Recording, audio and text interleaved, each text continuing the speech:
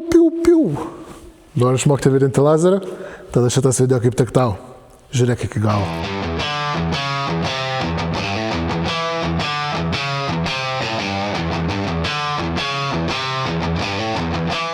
Sveiki visi, su jumis sveikinuosi aš, suvirinimo mokytas Tomas, ir šiandieną ketinu jums parodyti, kaip pradėti virinti lazeriu. Na ir prieš kelis metus iš tikrųjų dar nebuvo galima jo taip laisvai nusipirkti už tokią gerą kainą, bet dabar jų kainos iš tikrųjų labai kritusios ir kaip pavyzdys šitas 1-2 kW suvirinimo lazeris šiuo metu kainuoja beveik 4 kartus pigiau, nei kad kainuodavo prieš 3-4 metus. Būtent todėl pagalvojau, kad jau paprastas vartotojas tikrai gali tokį savo įsigyti ir dėl to norėčiau jum parodyti, kaip jį teisingai pasileisti, kaip jį susirinkti ir galiausiai kaip jį naudoti. Tai pradėsime tikriausiai nuo svarbiausio dalyko, tai yra saugumas. Ir su lazeriu pats svarbiausias dalykas yra gera apsauga. Tai su juo netinka virinti paprasti suvirimo skydeliai, netinka akiniai nuo saulės arba tiesiog tamsinti akiniai.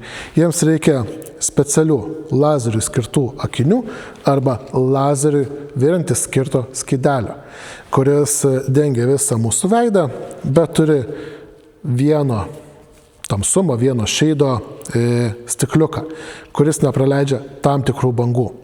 Tai jeigu jau ketinate pradėti virinti lazeriu, būkite užtikrinti, kad įsigytumėt tikrai geras saugos priemonės ir netgi nerekomenduoju virinti tam pačiam kambarį, kur yra daugiau žmonių, arba tada visi turėtų turėti tokius akinukus, susidėję bent jau vaikščioti po tą kambarį. Kadangi lazerio lankas jisai atsimušinėja, spindulys atsimušinėja nuo visų blizgių ir galinčių šviesą atmušti dalykų ir iš tikrųjų tai yra labai mažas žingsnis, kada jūs galite per pusę metų sudeginti savo akies rainelę. Tai tikrai naudokite apsauginės priemonės. Šiandien naudosiu tik tai akinius, bet šiaip rekomenduoju įsigyti skydelį. Na, o dabar, manau, keliaukime prie pačio aparato susirinkimo. Tai pats suvirinimo lazeris dažniausiai sudarytas iš 2 dalykų. Tai yra vielos tiekimo mechanizmas ir mūsų suvirimo šaltinis. Tai reikėtų pradėti iš tikrųjų nuo vielos tiekimo mechanizmo ir čia mes tikriausiai matome labai panašų vaizdą, ką matytume paprastam eiliniam migmagį. Tai yra dedasi mūsų suvirimo viela, padavimo ratukai ir tada kišasi mūsų vielos padavimo šarvas, lygiai taip pat, beveik taip pat kaip migmagė, prisisuka jam skirtoj vietoj. Ir kas liečia vielos padavimo mechanizmą, mes jau turime paruoštą mechanizmą virinimui. Na ir čia yra antroji aparato dalis, tai yra pats srovės šaltinis.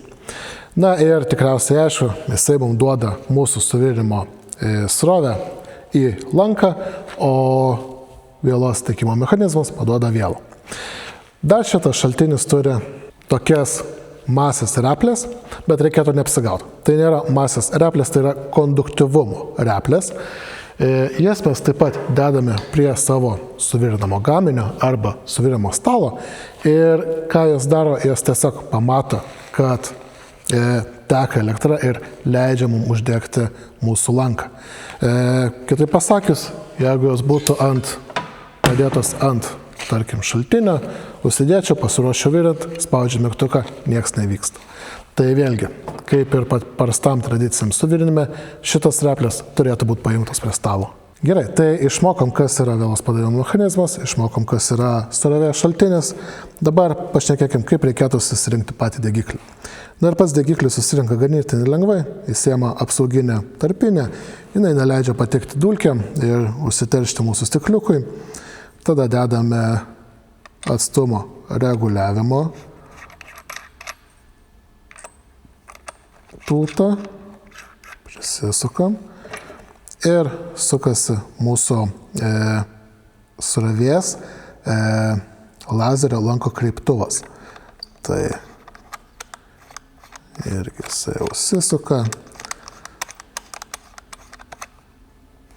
Ir taip jau turim paruoštą mūsų suvirinimo pačią rankeną.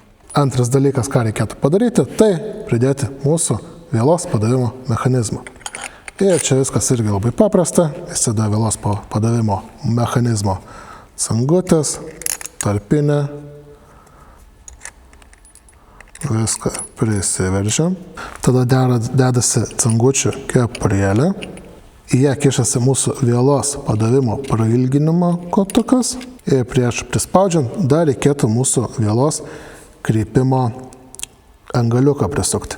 Žinoma, reikėtų atkreipti dėmesį, kad angaliuko diametras atitiktų mūsų naudojamą suvirinimo vielą. Tada reikėtų nusistatyti mums tinkamą atstumą ir viską gerai prisiveršti. Reikėtų atkreipti dėmesį, kad čia yra specialus dantukai, per kurios turi eiti mūsų viela. Na ir kai susirenkam mūsų suvirinimo degiklį, tada reikėtų mūsų vielos tekimo mechanizmą prisijungti prie suvirimo šaltinio. Tam naudojame pridėtus laidus. Na ir žinoma, reikėtų pasijungti dujas. Šiandien mes suvirimui naudosime gryną argoną, bet šiaip lazeriniam suvirimui galima naudoti tiek argono, tiek azoto dujas. Azoto dujos būtų geriau, bet kadangi turime argoną, naudosime argoną. Gerai, išmokome susirinkti lazerinio suvirinimo aparatą, bet prieš tai, kaip mokytas, norėčiau jūs išmokinti, kas aplamai yra lazerinis suvirinimas. Ir tai yra, kai lazerio spinduliai yra koncentruojami į vieną mažą tašką, kuriame mūsų metalas išsilydo ir viso šito metu papildoma viela yra paduodama mums į mūsų suvirinimo balutę. Tai būtent taip ir vyksta suvirinimas lazeriu. Turime mažą lazerio sukoncentruotą tašką, ten mūsų metalas verda ir viso suvirinimo metu yra paduodama pridėtinė viela. Šis procesas labai panašus į tik ar MIG procesus.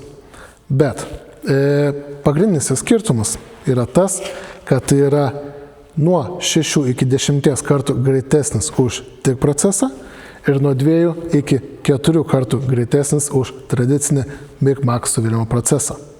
Tai vadinasi, jeigu aš su TIG-u 10 minučių virinu vieną siūlę, su šiuo aparatu tikėtina, kad tai galėčiau padaryti per 1 minutę. Dar lazerinio suvirimo procesas už kitus yra pranašesnis tuo, kad lazeris turi geresnį įvirinamumą.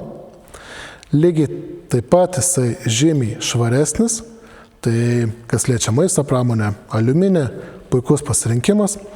Na ir dar vienas, tikrai manau, kad didelis lazerio privalumas, tai yra lengvumas su juo virinti. Na ir ką turiu omenyje? Tai mums užtenka nusistatyti mūsų vielos padavimo greitį ir vatus, su kuriais mes virinsim. Žinoma, yra ir papildomų nustatymų, lygiai tas pats su vielos tekimu. Galim nusistatyti, kiek yra po suvirimo paduodama, prieš suvirimo paduodama vielos. Bet dabar kalbėkime viską paprastai. Tai vielos padavimo greitis, vatai ir dar kelios papildomos opcijos, ką reikėtų nusistatyti prieš suvirinimą. Na ir kai kalbu apie papildomas opcijas, kuris reikėtų nusistatyti, tai čia dar yra tokie nustatymai kaip ir skenavimo greičiai, dažnio greičiai, bet visą tai palieku gamykliškai, visą tai, ką nurodo gamintojas instrukcijai, tai susispaudau ir tai tikrai labai puikiai veikia. Tikrai nereikia sukti galvos kažkokiais papildomais nustatymais. Iš tikrųjų visi tie papildomi nustatymai lieka beveik visada tokie patys. Tai reikia nusistatyti vatus ir vielos padavimo greitį, ką ir minėjau prieš tai. O dabar, manau, tą ir padarykim. Nusistatykim šį suvirinimo aparatą mūsų darbui ir pabandykime pratraukti vieną kitą siūlę. Gerai, tai bandymui naudosime 3 mm aliuminio plokšteles, nieko nevaliau, viską palieku taip, kaip yra.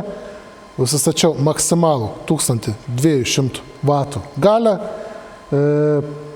Vielos padavimo greitį, tiesa, reikėtų galbūt pasikelti iki 90 cm per minutę. Ir galime virinti. Tai svarbiausia sauga. Užsidedam akinius. Vėlgi, reikėtų nusikarpinėti vielą, bet dabar jau lazerinis suvirimo aparatai turi vielos grąžinimo funkciją. Ir va matome, kaip mūsų vėla yra grąžinama atgal į degiklį. Viskas. Nusistatom. Degiklį reikėtų laikyti, vėlgi, jeigu į kampą virinam, apie 45 laipsnius, apie 15-20 laipsnių į save, spaudžiam mygtuką ir čia jau nėra greičio, degiklis pats jūs vėla, tiksliau pati jūs stums atgal, jums tik reikia stengtis išlaikyti degiklį to lygių kampu ir sekti vėlos stumimą. Na tai bandome virinti.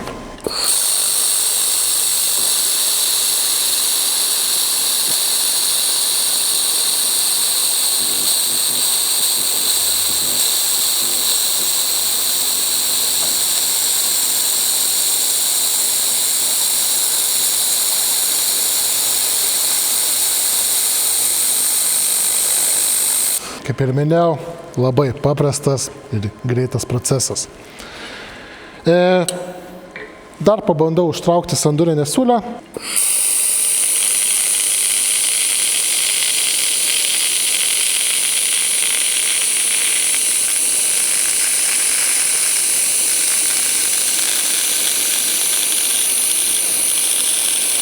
Gerai, tai suvirinimo aliuminė. Šiaip iš tikrųjų nėra gaminys labai karštas, žinoma šiltas, bet tikrai nėra tiek karštas, kaip būčiau virinęs kitų būdų. Na ir matom pravirinimą per visą kitą pusę. Gerai, o dabar pabandykime suvirinti 2 mm nerūdijančio plieno plokšteles ir pažiūrėkime, ar galime išgauti tą maistinę siūlę.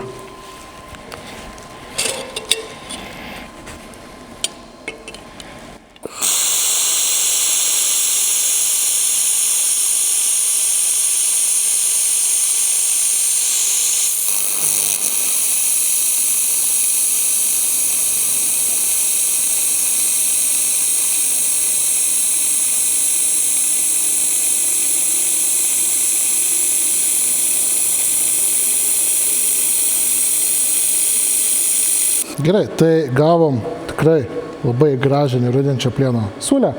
Žinoma, gal norės truputėlį geresnės dujų apsaugos, bet manau, kad tai lengva sutaisyti. O dabar keliaukime prie truputėlį rimtesnių bandymų. Gerai, tai kai kalbu apie rimtesnius bandymus, pagalvojau, kad visiems kyla tas pats klausimas. Ar lazerių suvirintos siūlės tikrai tokios geros ir ar tikrai laiko? Tai suvirinsiu sandurinę siūlę ir pabandysim ją sulaužyti.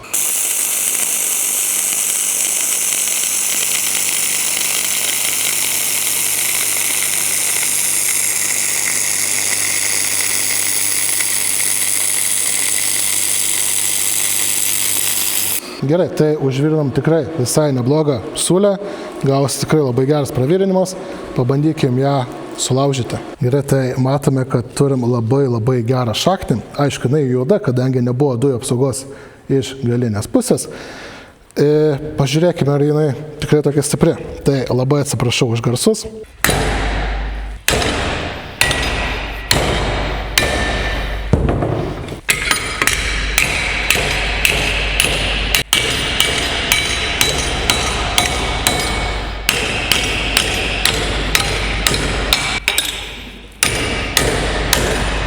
Na, tai, kaip matėte, lazeris tikrai laiko ir iš tikrųjų laikė netgi ir iš vienos pusės, tik tai užtraukta siūlė. Na, tikrai stengiuosi, bet, kaip matote, viskas susivirino tikrai ganėtinai gerai. Tai tiek būtų apie suvirinimo lazerį. Lygiai taip pat reikėtų žinoti, kad suvirinimo lazeriai turi dar tokias funkcijas kaip metalo valymas, virinimas be pridėtinės vėlos, metalo pjaustymas. Žodžiu, tikrai šitas technologijas ganėtinai stipriai tobulėja, ganėtinai greitai tobulėja. Čia mes turėjom 1,2 kW lazerį, lygiai toks pats yra 1,5, 3 kW, na, ko tik tai jums galėtų prireikti. Na ir žinoma, kaip ir minėjau prieš tai, šitas video yra dėl to, kadangi paprastas vartotojas jau tikrai, manau, gali įsigyti tokį lazerį savo. Tai tikiuosi, kad šitas video buvo jums naudingas bei informatyvus. Na ir tiek. Tai trumpai apibendrinimui išmokome susirinkti suvirimo lazerį. Apie nustatymus daug nepasakau, kadangi, na vėlgi, vatų skaičius turi dėlėti pagal metalo storį, viską absoliučiai nurodo gamintojas.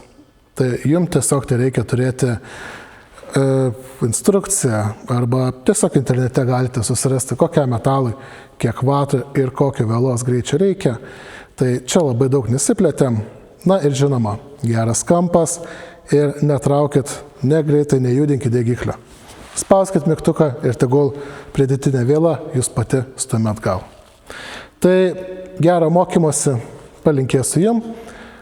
Nepamirškite palaikinti šią video, parašykite komentaruose, ką jūs manote apie suvirimo lazerį. Ir tiek, subscribe, like, comment, iki kitų kartų.